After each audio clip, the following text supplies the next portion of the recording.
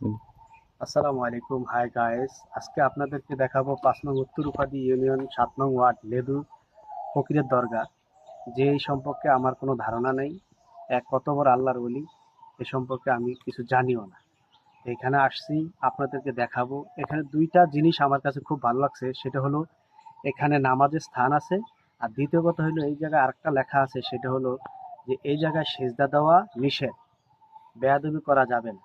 এই দুইটা জিনিস আমার কাছে খুব ভালো লাগছে। তারা যে কত বড় আল্লাহর ওলি সেই বিষয়ে আমি কিছু বলতে পারবো না।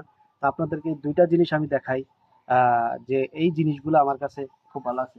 আসলে একটু এই যে দেখাই, এই জায়গায় লেখা আছে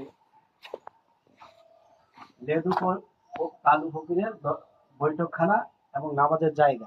আর দ্বিতীয় লেখাটা এই জায়গায় যে যে এই জায়গায় হলো সেজদা করা নিষেধ, আর বেয়াদবি করবেন না, ধূমপান নিষেধ। তো এই দুইটা লেখা খুব ভালো লাগছে। এই দুইটা লেখা খুব ভালো লাগছে। তারা কত বড় আল্লাহর ওলি বা আল্লাহর ওলি না এই সম্পর্কে আমি কোনো মন্তব্য করতে চাই না, কারণ যদি উনি ভালো কাজ করে আল্লাহর কাছে উনি ভালো জবাব দিতে পারবে, যদি খারাপ কাজ করে ওনার জবাব উনি দিবে। তো যতটুকু আমার কাছে মনে হয়েছে এই বিষয়টা ইসলামিক দৃষ্টিতে শরিয়া মোতাবেক সঠিক আমার বিবেচনায়। এবং আপনাদের বিবেচনায় কি আসে সেটা আমি জানি না। তো এরকম লেখাকে আমি সাপোর্ট করি এবং তাদেরকে অবশ্যই ধন্যবাদ জানাই। তো আরেকটা জিনিস একটু আমি আপনাদেরকে দেখিয়ে দিতে চাই, সেটা হলো এ জায়গায় যে দান বাক্সটা দেওয়া হয়েছে এটা শরিয়া মোতাবেক না।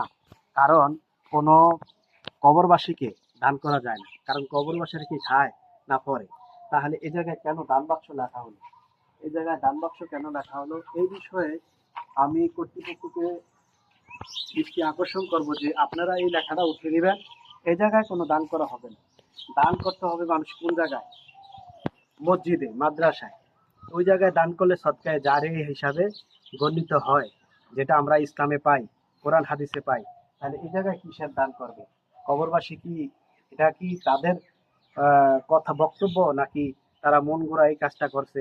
সেটা নিয়ে অবশ্যই আপনারা কমেন্ট বক্সে জানিয়ে যাবেন। আসসালামু আলাইকুম।